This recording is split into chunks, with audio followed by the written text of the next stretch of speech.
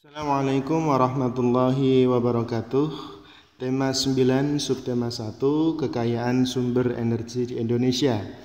Lebih khusus kita akan mempelajari sumber energi air dan sumber energi listrik ya. Mari kita amati gambar di bawah ini lalu kita jawab pertanyaan-pertanyaannya. Apakah air dan listrik termasuk sumber energi? Ya, jelas jawabannya iya ya.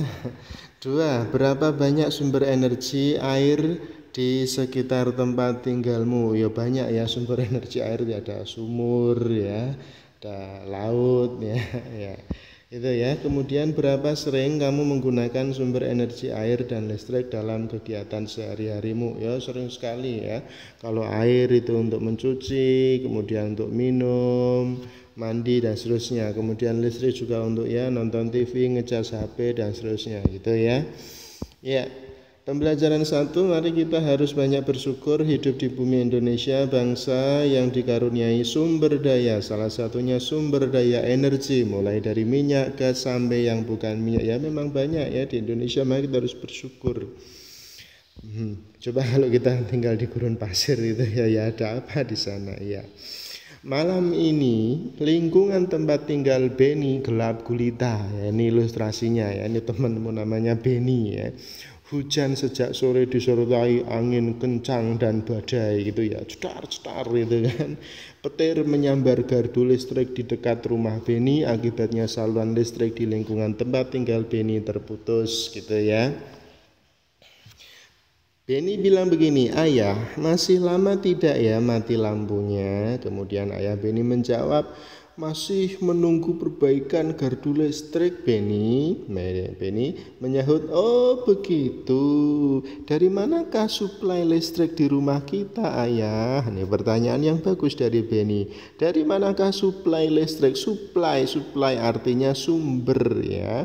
Suplai listrik rumah kita ini berasal dari gardu induk di Semarang. Wah, jauh sekali ya. Ya, benar Beni. Listrik termasuk sumber energi. Sumber-sumber energi yang dapat menghasilkan listrik contohnya tenaga air, uap, panas bumi, dan nuklir ya. Jadi ternyata antara listrik dengan air itu ada hubungannya. Air bisa menghasilkan listrik. Sumber-sumber energi tersebut diubah menjadi tenaga listrik di sebuah pembangkit listrik. Jadi nama pembangkitnya adalah pembangkit listrik. Sumber energi listrik tersebut akan habis, oleh karena itu kita harus benar-benar bijak menggunakannya begitu ya. Kemudian nah ini kita amati ya, ini adalah gambar ada yang bergerak-gerak itu ya meskipun gambarnya tidak bergerak ya. Ini ada air yang bergerak dan menggerakkan ya kincir ini ya, atau namanya turbin ya. Air dan listrik. Ada apa dengan air dan listrik? Air memiliki manfaat yang sangat besar bagi kehidupan manusia. Salah satu pemanfaatan air adalah sebagai pembangkit listrik tenaga air. Manfaat air sangat besar dan berpengaruh terhadap kehidupan manusia. Oleh sebab itu, dalam pemanfaatan air hendaknya diimbangi dengan kesadaran menjaga air yang ada di bumi. Membuang-buang air merupakan perbuatan yang tidak bijak. Nah, air dan listrik menjadi kebutuhan manusia yang tidak bisa digantikan oleh apapun. Kegiatan sehari-hari akan terganggu ketika pasokan air dan listrik terganggu. Iya, wah, kita lampu mati saja bingung ya. Di Indonesia, pembangkit listrik tenaga air adalah salah satu upaya yang dapat dilakukan untuk memenuhi seluruh kebutuhan pasokan listrik bagi masyarakat. Banyaknya ketersediaan air menjadi salah satu alasan paling mendasar atau utama untuk membangun pembangkit listrik tenaga air di Indonesia. Pembangkit listrik tenaga air disingkat dengan apa? PLTA. Oleh karena itu tidak mengherankan jika di Indonesia memiliki banyak waduk atau bendungan ya. Jadi waduk itu bukan makanan tapi bendungan. Waduk atau bendungan merupakan salah satu rangkaian sistem dari pembangkit listrik tenaga air. Aliran air dari bendungan atau waduk digunakan untuk menggerakkan turbin yang tadi kita lihat, yang akan membangkitkan energi listrik. Karena airnya itu menggerakkan kincirnya itu ya. Air merupakan salah satu sumber energi yang cukup berlimpah. Air menyimpan energi yang cukup besar. Aliran air mampu menggerakkan kincir yang dibangun di dekat sungai. Kincir-kincir ini akan dihubungkan dengan generator untuk menghasilkan listrik. Makin deras aliran air, semakin kencang kincir berputar. Energi listrik yang dihasilkan pun semakin besar. Iya. Ya, berikutnya adalah lingkungan. Apa itu lingkungan? Ya, lingkungan adalah alam dan manusia. Kehidupan manusia tidak bisa dipisahkan dari lingkungan alam dan lingkungan sosial. Lingkungan alam adalah ya yang asli dari ya alam tempat tinggal ya. Manusia, lingkungan sosial itu manusia. Lingkungan adalah segala sesuatu yang ada di sekitar manusia yang memengaruhi kehidupan manusia. Berikut fungsi lingkungan sebagai kehidupan. 1. Lingkungan sebagai tempat mencari nafkah. Contohnya nelayan memperoleh nafkah dari laut, petani memperoleh sumber penghidupan dari lahan pertanian, pengusaha memperoleh sumber penghidupan nafkah dari proses produksi, yaitu mengolah bahan-bahan dari lingkungannya. Yang kedua, lingkungan sebagai tempat bekerja, guru, dokter, ya nggak ada luar nggak bisa bekerja kita ya. Setiap manusia melakukan berbagai aktivitas untuk mencari nafkah atau mencari penghasilan. Berbagai aktivitas tersebut menimbulkan terjalinnya interaksi sosial. Hal ini juga menunjukkan ketergantungan antar manusia dengan sesamanya. Karena melalui interaksi sosial, manusia mampu mencapai kesejahteraan hidupnya. Kemudian yang ketiga adalah lingkungan sebagai tempat tinggal. Ya, kalian tentu bisa ya membayangkan jika bagaimana suasana lingkungan rumah kotor, penuh sampah, bau, tambah lagi bising, penuh asap pabrik, kendaraan, air yang keruh, listrik yang padam. Tentu sangat tidak nyaman tinggal di kawasan seperti itu, bukan? Nah, tumbuhan dan hewan tidak dapat atau tidak mampu bertahan hidup jika keadaan lingkungan yang berubah-ubah begitu. Ikan tidak dapat bertahan hidup di darat dan kambing tidak dapat hidup di air. Setiap makhluk memerlukan lingkungan tertentu sebagai tempat tinggal. Ya, berikutnya. Indonesia adalah bangsa yang memiliki banyak sumber energi. Sumber energi mulai dari minyak dan gas bumi atau disingkat dengan migas, minyak dan gas, sampai yang bukan minyak dan gas bumi atau non-migas. Sumber-sumber energi tersebut tersebar di seluruh pulau-pulau yang ada di Indonesia. Kesemuanya harus dimanfaatkan secara bijak demi kesejahteraan penduduknya. Sumber energi yang tidak dapat diperbarui. Yang pertama, sumber energi yang tidak dapat diperbarui merupakan sumber-sumber energi yang akan cepat habis, lama kembali. Sumber energi tersebut juga tidak dapat diperbaharui lagi. Pada umumnya minyak dan gas merupakan sumber energi yang tidak dapat diperbarui. Contoh lain adalah batu bara, gas alam, dan hasil tambang lainnya. Minyak bumi dan batu bara merupakan sumber energi yang berasal dari tumbuhan dan makhluk hidup yang terpendam selama jutaan tahun. Minyak bumi dan batu bara akan habis jika digunakan secara terus-menerus. Dibutuhkan waktu berjuta-juta tahun agar minyak bumi dan gas agar tersedia lagi. Beda dengan yang B, yaitu sumber daya alam, energi yang dapat diperbaharui. Sumber energi yang dapat diperbaharui merupakan sumber energi yang tidak akan habis meskipun digunakan secara terus-menerus. Sumber energi ini dapat memperbarui diri. Ya, ini sudah tahu ya. Air contohnya ya ini. Ya, manusia meskipun demikian kita tetap harus bijak dan hemat dalam menggunakannya. Contoh sumber energi ini adalah air, matahari, hewan, dan tumbuhan. Nah, khusus untuk matahari merupakan sumber energi yang terbesar di bumi. Energi matahari tidak akan pernah habis digunakan. Energi matahari bermanfaat bagi seluruh alam, terutama makhluk hidup. Nah, mari kita lihat kita carilah apa manfaat matahari gitu ya. Ya, silahkan tulis di kolom komentar. Waduh, ini siapa ini yang sambil tiduran ini ya? Hemat energi, hemat biaya, matikan TV jika tidak ditonton. Ini ditempel di rumah ini poster. Hemat energi adalah menggunakan energi yang ada dengan seperlunya saja. Energi yang kita gunakan tidak dapat diperbaharui soalnya. Oleh karena itu kita harus mempergunakannya sehemat mungkin. Apabila kita hemat menggunakan energi, kita pun akan menghemat biaya. Ya ngirit lah ya, tidak boros. Contoh energi yang perlu kita hemat penggunaannya adalah listrik, karena listrik merupakan energi yang tidak dapat dilihat namun dapat kita rasakan manfaatnya. Listrik sangat berpengaruh terhadap kehidupan manusia. Pada saat ini listrik sangat berperan dalam membantu berbagai aktivitas manusia sehari-hari. Untuk mendapatkan listrik, manusia harus berusaha payah membuat berbagai macam pembangkit listrik. Contohnya ada PLTA, PLTS, PLTU. Nah, oleh karena itu tidak boleh kita menyalakan lampu pada siang hari, misalnya menyalakan lampu hanya jika diperlukan.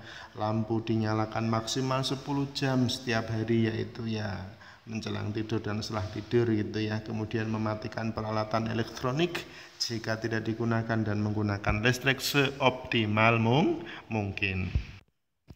Ya, lalu bagaimana kewajiban kita sebagai manusia terhadap sumber energi? Ya, selain menghemat juga harus menjaga. Nah, berikut: menghemat energi dengan menggunakan seperlunya, memanfaatkan teknologi dan peralatan yang ramah lingkungan, menjaga dan melestarikan alam untuk menjaga ketersediaan sumber energi, melakukan reboisasi atau penghijauan untuk menjaga ketersediaan sumber air.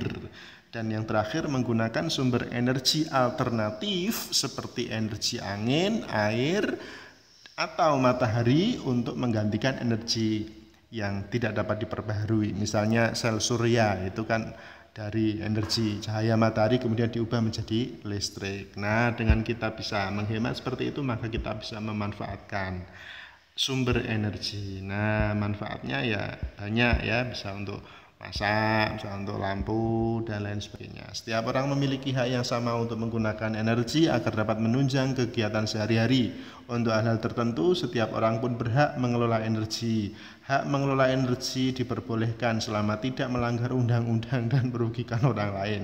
Ya, merugikan energi listrik untuk ya nyetrum orang gitu ya.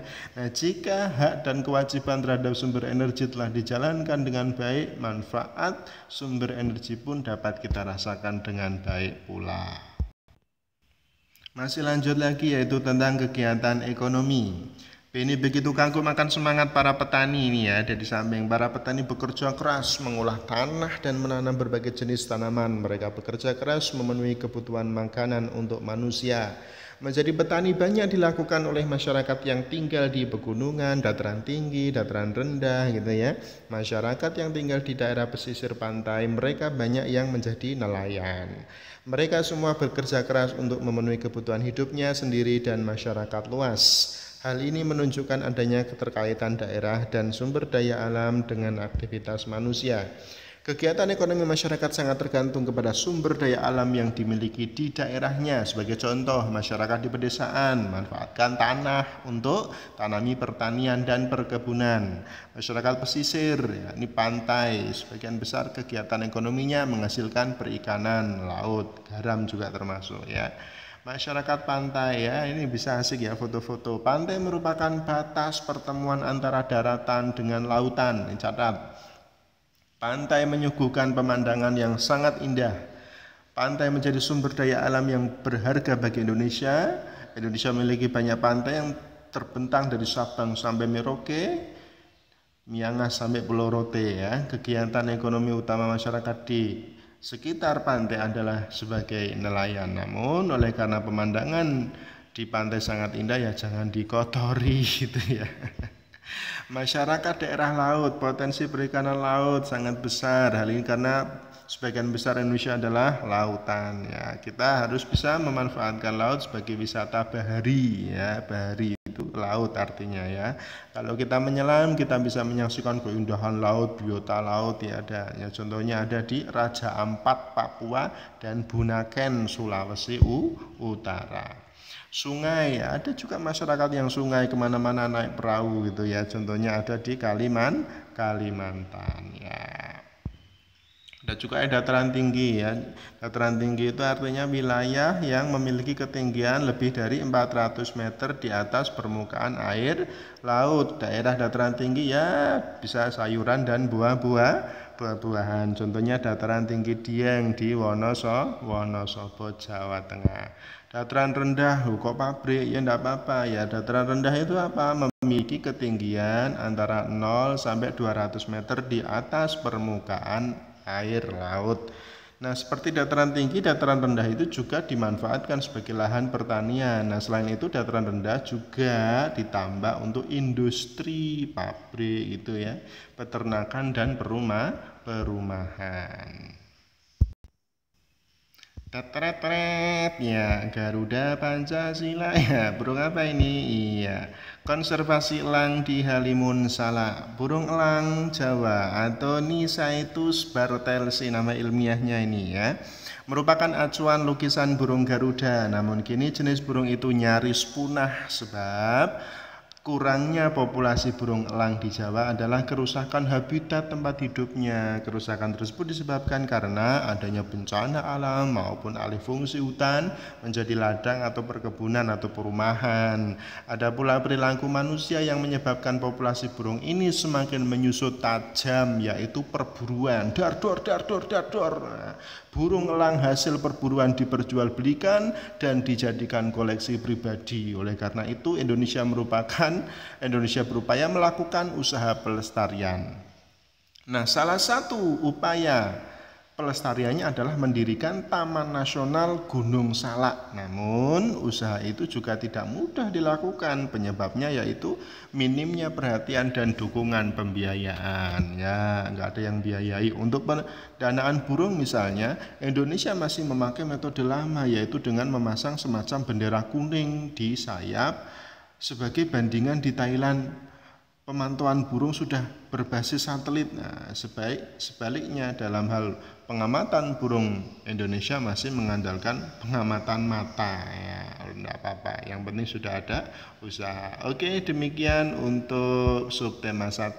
Kita akan lanjut untuk subtema yang berikutnya di video-video saya yang berikutnya. Jangan lupa like, komen, dan subscribe. Assalamualaikum warahmatullahi wabarakatuh.